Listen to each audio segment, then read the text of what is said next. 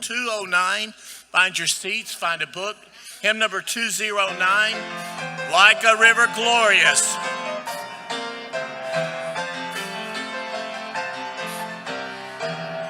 On the first verse, lift it together.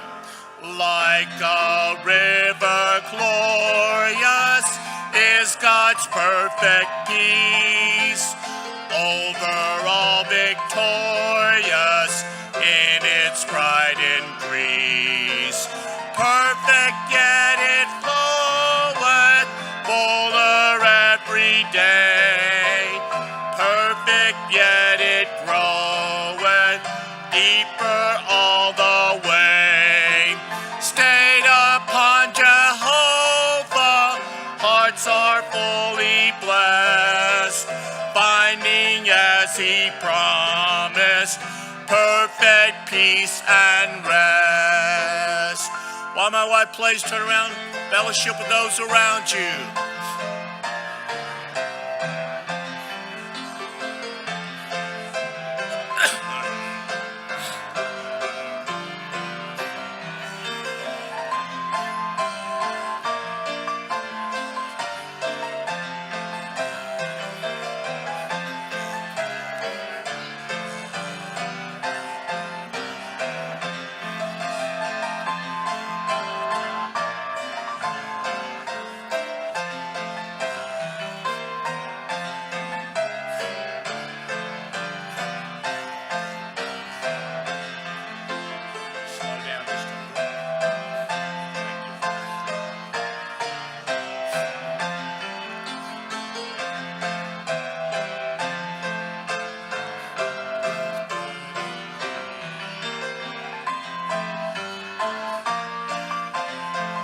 We'll sing the second and the third verse as you make your way back to your seats.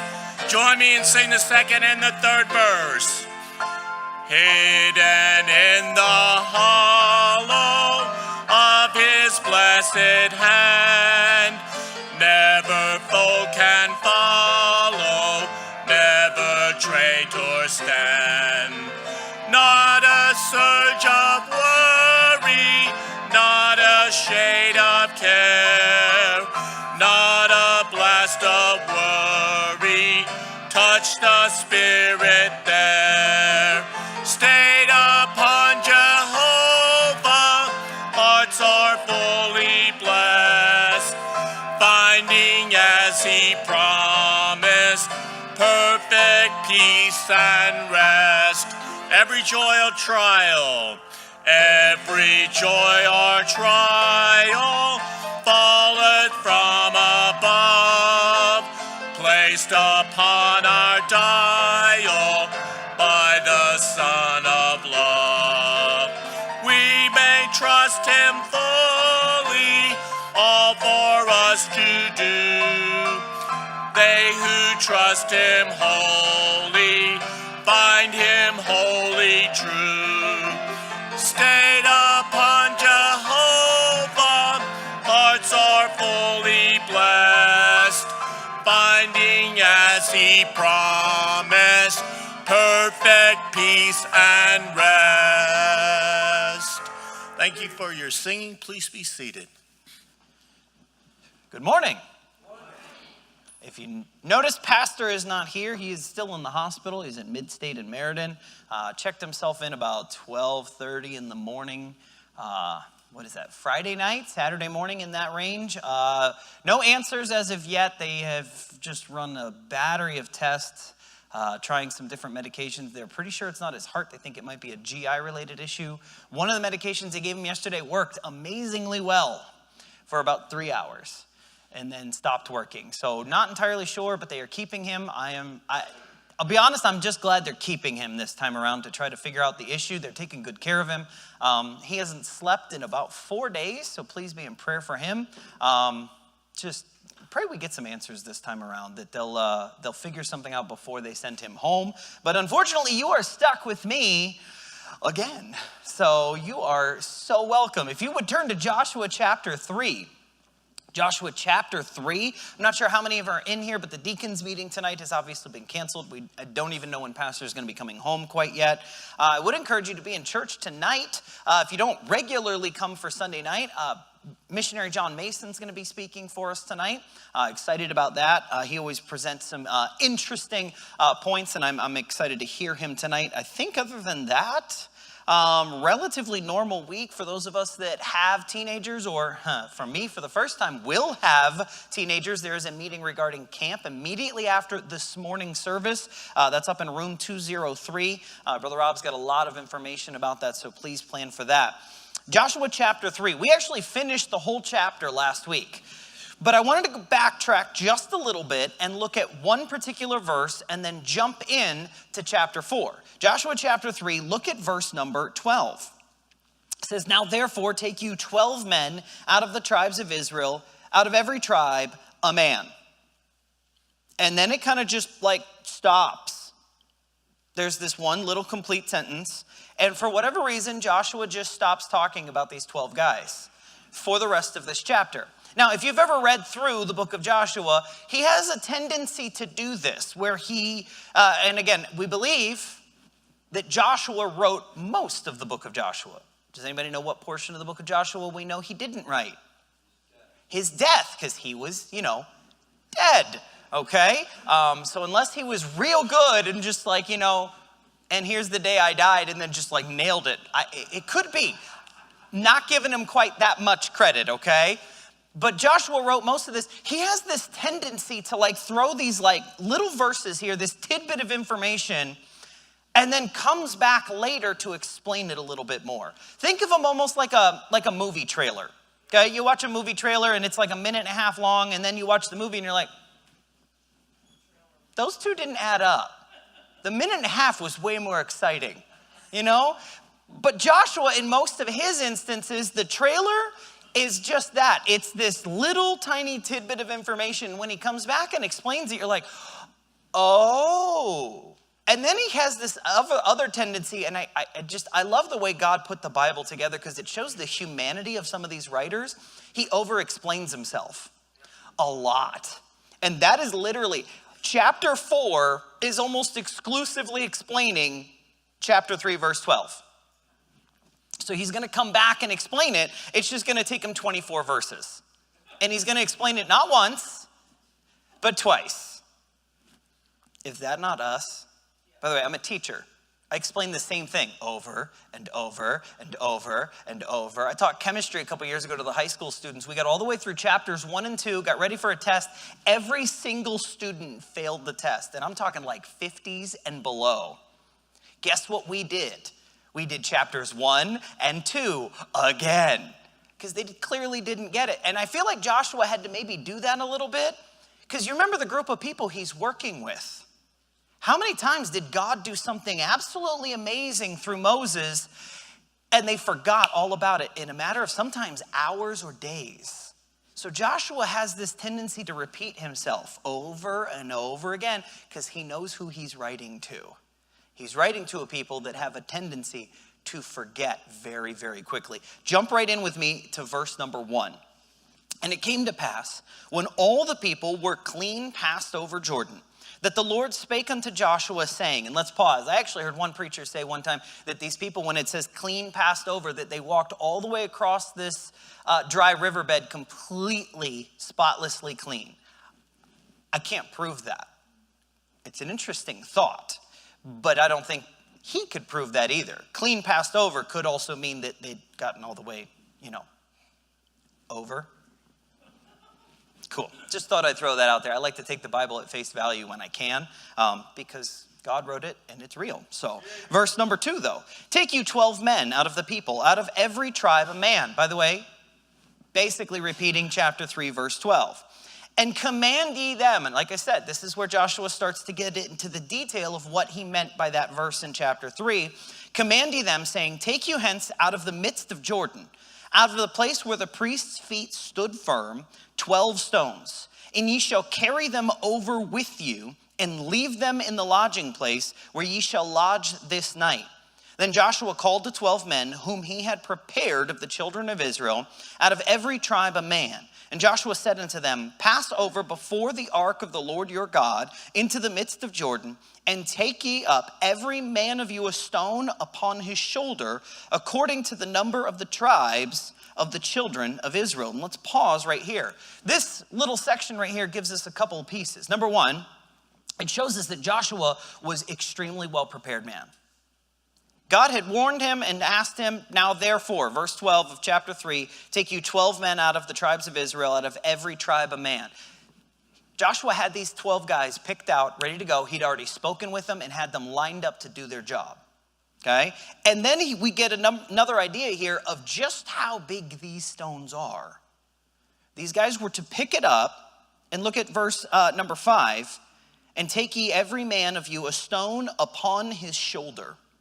Okay, I go to the gym. Dad's not here, so I got to tell you a gym story. Okay, now what I'm working with a young man named Cyrus, my trainer. He's 25 years old.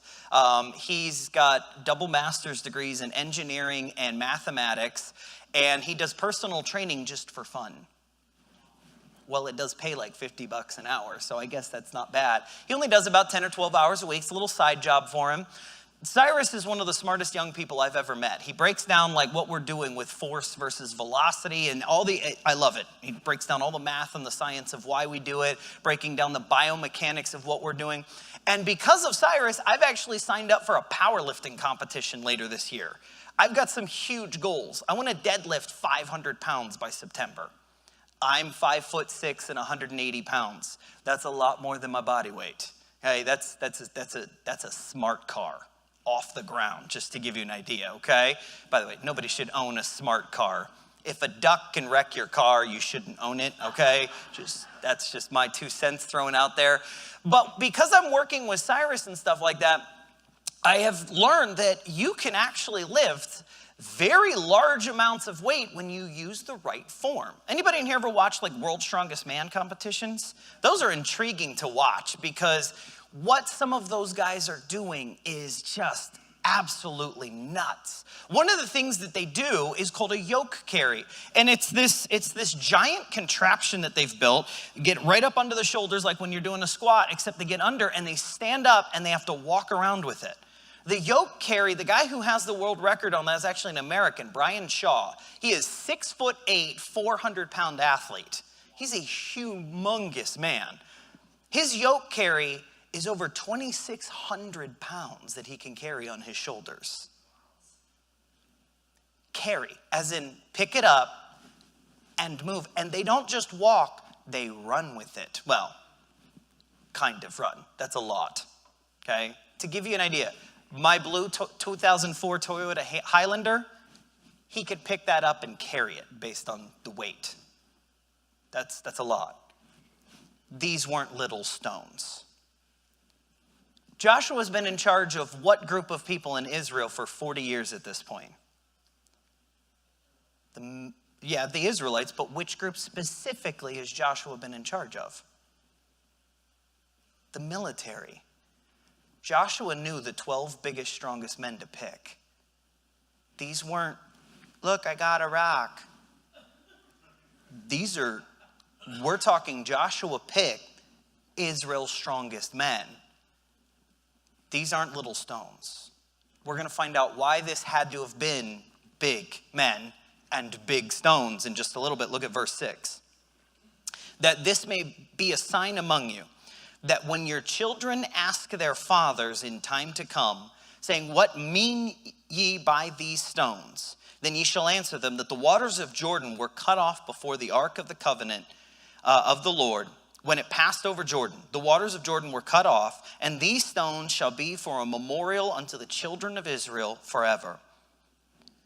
These had to have been big stones because they're about to build a monument to God's greatness. And you don't use little stones to build a monument. So Joshua, as soon as God told him what to do in verse 12 of chapter 3, get you 12 men, one from every tribe, Joshua knew the 12 guys right off the bat. These dudes are beasts. They had to have been. Okay? Again, let me use Bishology, these had to have been Israel's strongest men.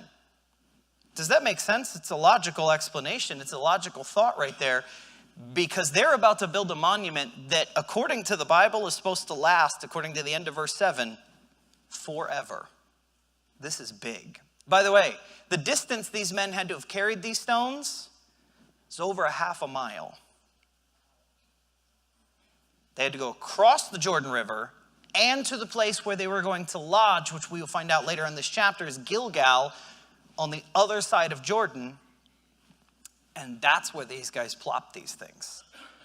These guys were some athletes right here. These guys were beasts. Look at verse 8.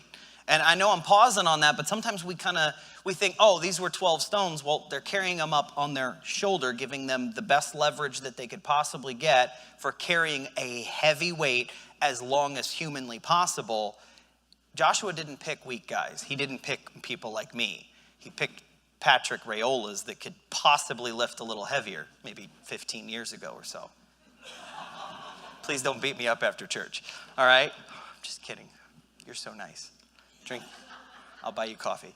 And the children of Israel, verse 8, did so as Joshua commanded and took up 12 stones out of the midst of Jordan, as the Lord spake unto Joshua according to the number of the tribes of Israel, and carried them over with them unto the place where they lodged and laid them down there.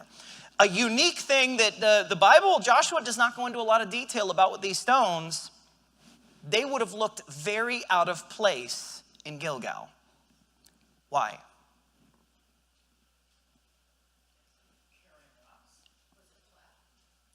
They're river stones. They would have been smooth. They wouldn't have been windblown, dust blown. If you look at stones that are worn away by wind and dust, they're craggy, they're full of pocket holes. These would have been worn smooth. So this memorial would have stood out and looked drastically different than anything else in the landscape. So that it was literally set up in a way where people would ask, what's that? Why is that there? God knew. He was giving a very specific set of stones so that it stood out, so that it meant something. Just a thought, okay? Look at verse number 9. And Joshua set up 12 stones in the midst of Jordan, in the place where the feet of the priests which bear the ark of the covenant stood, and they are there unto this day. This little verse is unique. It's one of the only times that this is mentioned anywhere in the Bible. God told Joshua to have these 12 men ready. We saw that from chapter 3, verse 12, and wanted them to grab these large stones, set up a memorial in Gilgal, so that people would ask in the future, what's that? Why is that there? And somebody could tell them the story of what God did on this day. But Joshua takes it a step further. Verse 9 again, Joshua set up 12 stones in the midst of Jordan. This isn't 12 men. This is Joshua, who, by the way, is pushing 80 plus years old at this point. And I'm also going to throw out there, I know this is a little bit of Bishology, he wasn't picking up little rocks. Joshua's moving some big stones in the middle of the river. Why? Wouldn't be disturbed? That's a possibility. But what would it do if it's in the middle of the river? Remember, it's dry now, but when they started, the banks were overflowing because it was springtime. Nobody's going to see it as soon as it's covered up. Except for one time a year, when the Jordan goes through a drought.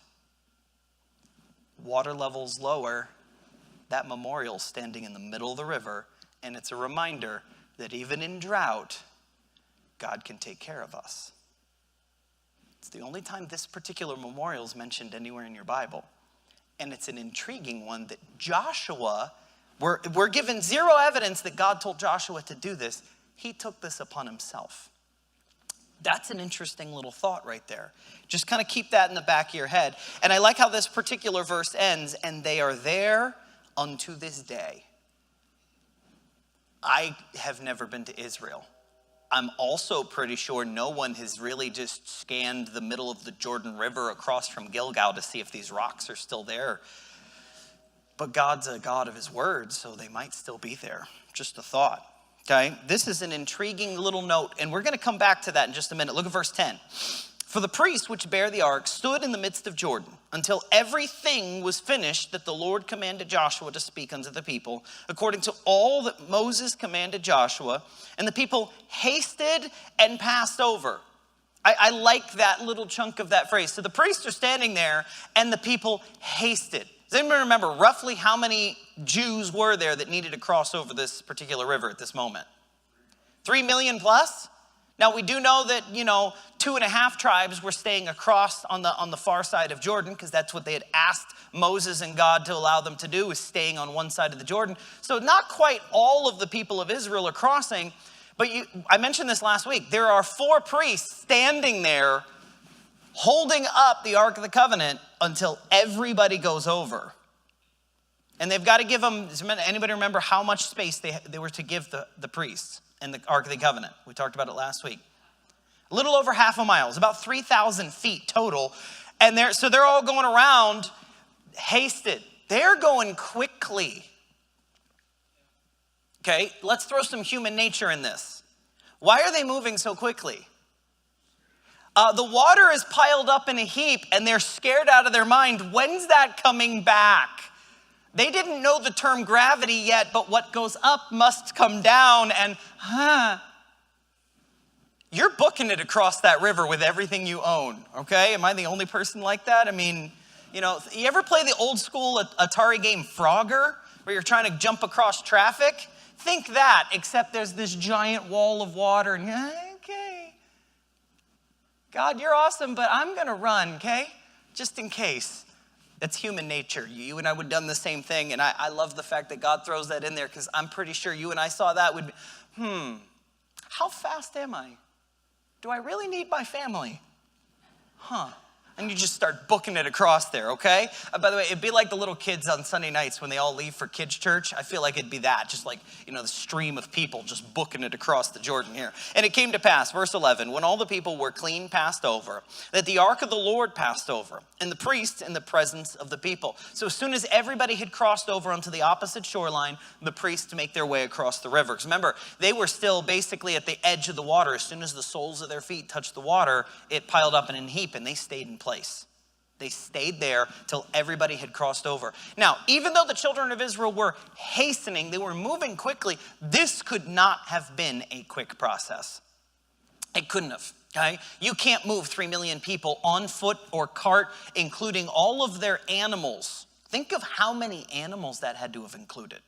Okay, most families would have had more than one animal for milk purposes, for meat, for whatever it may have been, sheep for wool. So we're talking several million people, as well as probably several million more animals, plus all of their carts, all of their stuff, all of their tents, everything that they own. This was not a quick process.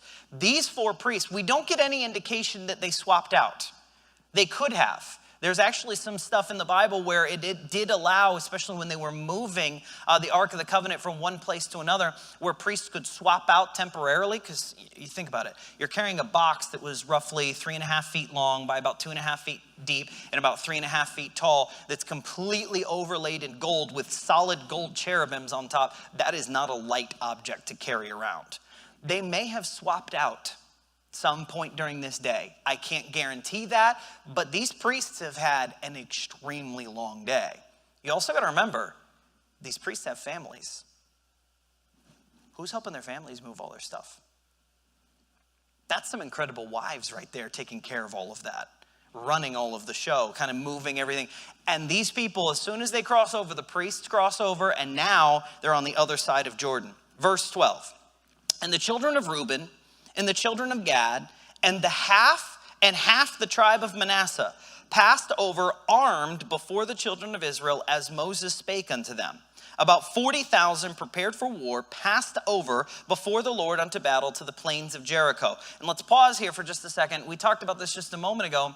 These groups, so you've got in this particular verse, verse 12, children of Reuben, so the tribe of Reuben, the tribe of Gad, and half of the tribe of Manasseh had asked Moses permission to stay where they were on the one side of Jordan. Well, Moses had made them a deal. That's fine. God will give you this land, but you have to help conquer the promised land. So 40,000 of their men go over. So not the entire nation of Israel is crossing here. Okay, so you've got 2.5 tribes of people. Now, Gad being one of the smaller tribes, not the smallest, but one of the smaller tribes. And then only half of the tribe of Manasseh. I don't even know where they delineated that line. Where's the half at? Like, could you imagine that? It's just, there's no distinction in the Bible. I'm like, well, I don't like you, so you guys go over there and we're going to stay here. It'd be nice to be able to do that with family once in a while, wouldn't it, by the way? Like, you know what? I don't like you. Why don't you move over there? Okay, cool, bye.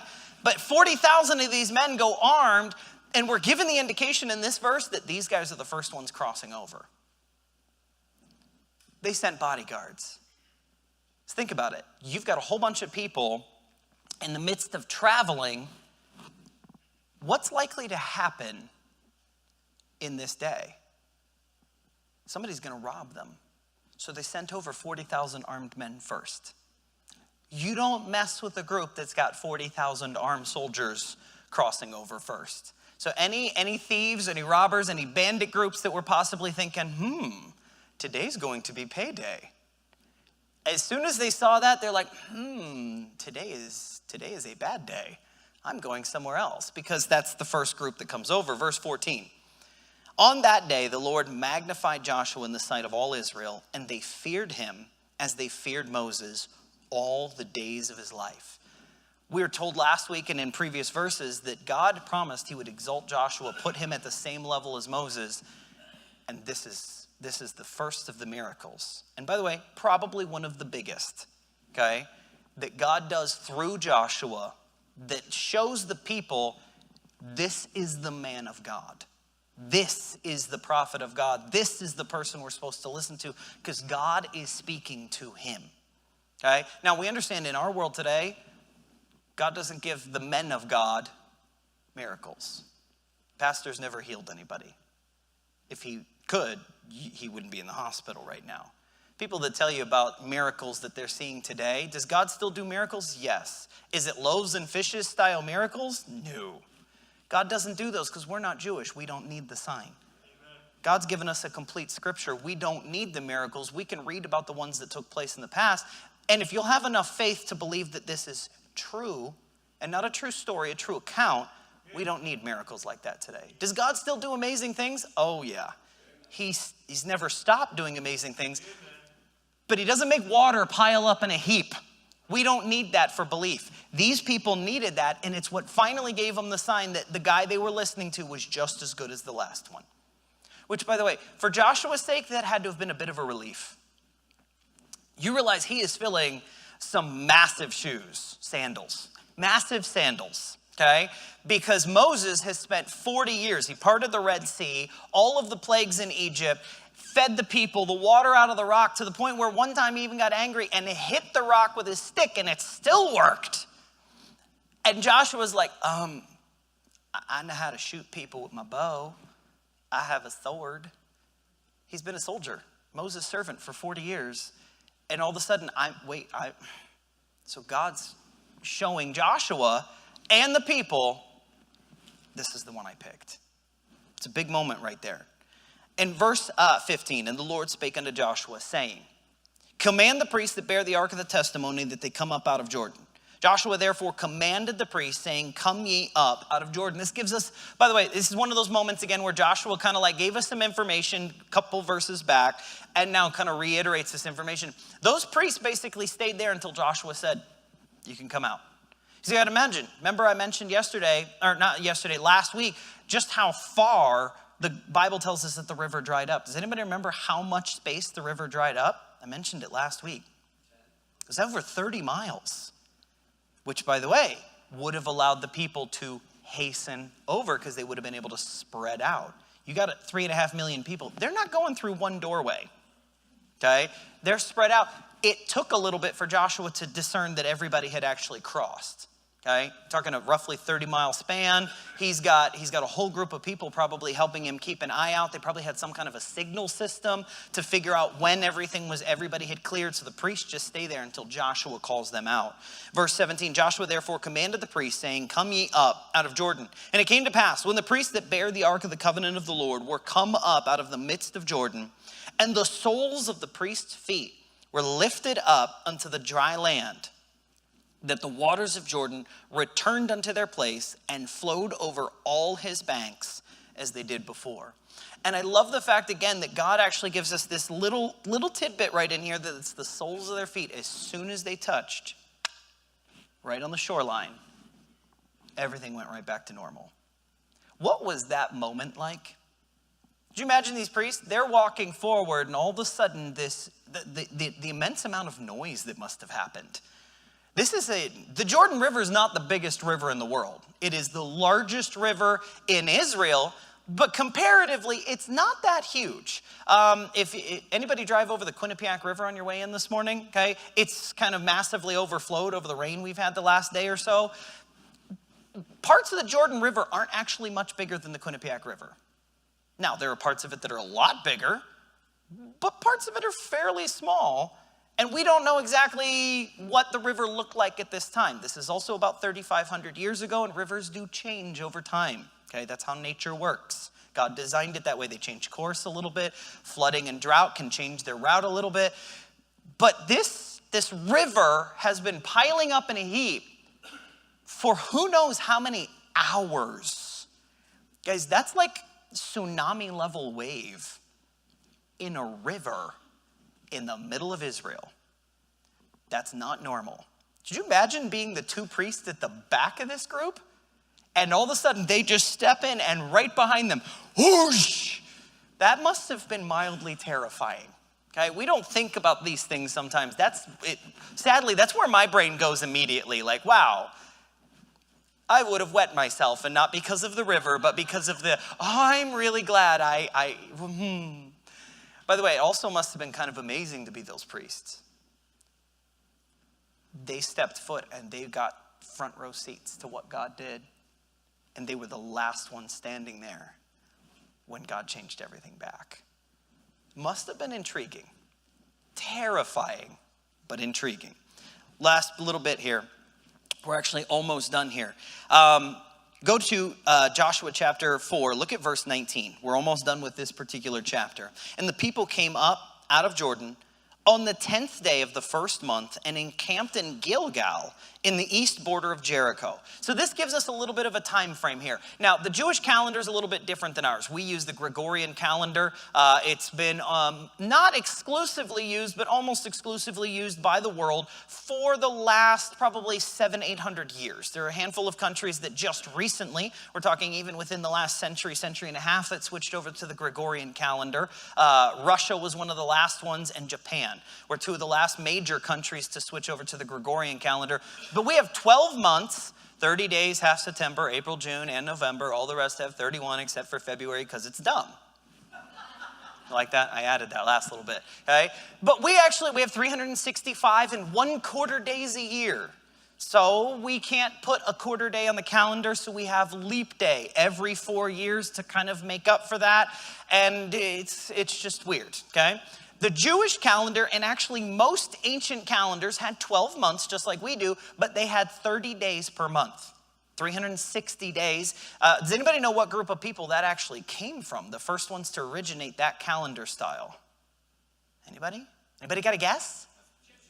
The Sumerians, the ancient Mesopotamians, they're the one that gave us 360 degrees in a circle. They're also given credit for inventing the wheel, okay? So the 360-day calendar. So this gives us an idea of when this was. This is in the first month, okay? So this would have been our January in the 10th day of the month, okay? So they are early, very beginning of the year. They're just now stepping into the promised land. Are we okay? Because we're on the 10th day of the first month, and they're encamped in Gilgal. This is important. I don't know if you're like me. I'm marking my Bible all the time. Gilgal becomes kind of base of operations for the next 7 years of conquest. Okay? This is actually where the children of Israel basically stay for the next half a decade plus, and they kind of go out from here. Okay, they obviously, we're going to get into it in the next chapter. So they take over Jericho next, and then they go to Ai, and then they go to some other places. But every time they go out, they always come back to Gilgal. Gilgal was an important place, okay? Partially for a couple of very simple reasons. Number one, it's next to the water source. You got to have fresh water for 3+ million people, right? We also just discussed a few moments ago how many animals they would have had to have had. Huge amount. Gilgal is also one of the most fertile areas in all of Israel. This would allow them to not just set up camp, but set up crops. You realize they haven't had a lot of ability to do that prior. Okay? For the last 40 years, they moved within reason every couple of months. There was a few times during that 40 years where they stayed in one place for like a year or so, but most of the time they're moving was every so many months they moved. You can't really put down roots and plant crops. They stayed in Gilgal for 7 years. You realize for a handful of people, this is the first time they stayed in one place that long? This June 16th, this is 7 years that we have, my family, Carla and the girls and I, have been in Connecticut again. Since I've been, if you will, an adult at 18, this is the longest I've lived in one state. That's kind of cool. Actually, as of next week, it's the longest I've ever lived in one state. That's intriguing to me. By the way, even from the time I was a kid, we moved around about every 7 years. So this summer will officially be the longest I've lived in one place for one chunk of time in my life. That's a weird thought. My wife, her family, my in-laws have been in the same house for 37 years. I didn't have that. I went to 13 different Christian schools, not counting homeschooling. I hated that part. I like people too much. Okay? I got my mom's genetics. We got to talk to somebody. And your family hates you if you talk too much, okay? So just been around a lot of places and, you know, it gets old after a while. This for these people, this is the first taste of like home that they've ever had. It's an intriguing little note, something to keep in the back of your head here as we get in later into the book of Joshua. Verse number 20. And those 12 stones which they took out of Jordan did Joshua pitch in Gilgal. So Joshua set up these 12 stones. We are not given any indication what his memorial looked like. It could have been an Israeli version of Stonehenge for all we know.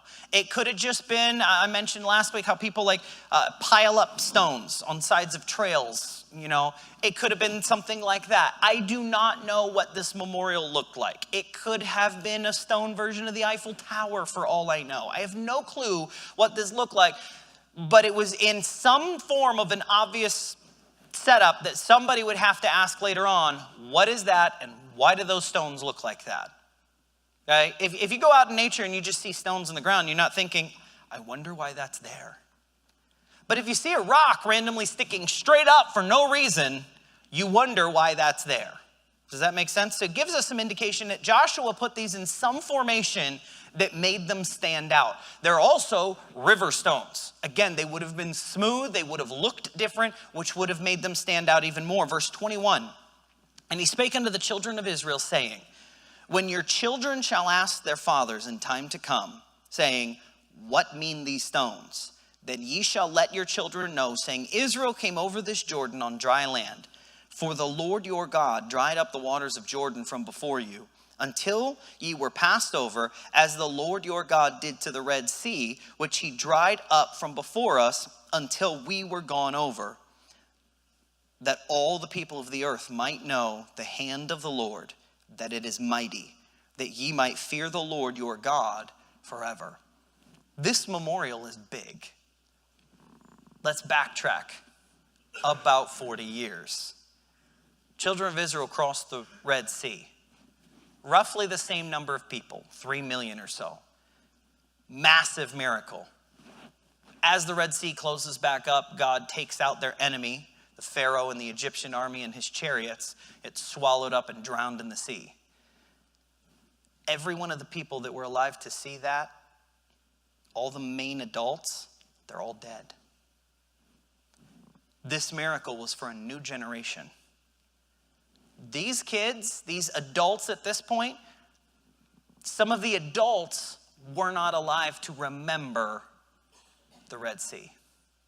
Anybody in my age bracket, I'm 36, almost 37, I wouldn't have been alive to see the Red Sea had I been that. Now, I've got children, but I would have been born 3 or 4 years after the Red Sea. There would have been some that were left alive. We know Joshua and Caleb and anyone who was under the age of 21. So you're talking the oldest generation that's alive remember the Red Sea. Can I be very honest? The people in this class, the grandparents in this room, you would have been the ones left to tell people about the Red Sea. Can I be very honest? Can I just be blunt? A lot of times grandparents tell stories and grandkids don't listen. My great-grandfather passed away at 103 years old. He would tell all these stories. By the way, I did not believe about 90% of them until after he passed away, and I realized, whoa, Grandpa wasn't lying. He used to tell us stuff about what he did not fight in World War II. He was born in 1913, so by the time World War II comes around, he was already in his mid-30s. He never actually fought overseas, never even joined the military, even though he was in his mid-30s, which was prime age to go. My grandfather was a master watch and clock builder. He perfected the timing mechanisms on most of the bombs used in the European theater. At the beginning of World War II, our planes blew up because the timing mechanisms would freeze up because they were flying so high. They would freeze up, and when they would try to release them, either the latch wouldn't go off and the timer would go off and the plane would explode, or the latch would go off, the bomb would release, but the timer never went off and the bomb would hit the ground unexploded, which they're still finding all over Europe. He fixed all of that. Wright-Patterson Air Force Base in Dayton, Ohio. That's where he spent his time. And he wasn't legally allowed to talk about most of what he did until he was in his late 80s because he did classified information. By the way, Wright-Patterson Air Force Base, give you some conspiracy theory, when Roswell, New Mexico happened, all of the alien plane spaceship parts got sent to Wright-Patterson Air Force Base. I don't believe in aliens. I believe in extraterrestrials. They're called angels because they're not from Earth, extraterrestrial, but not aliens, not little weird gray people, okay? My grandfather did some very cool stuff. My grandfather actually knew the actual original Warner Brothers. My grandfather's last name is Warner. He was not one of the Warner Brothers, but the guys that wrote some of the original cartoons, was it Mel Blanc, the original voice of Bugs Bunny, was one of my grandfather's best friends.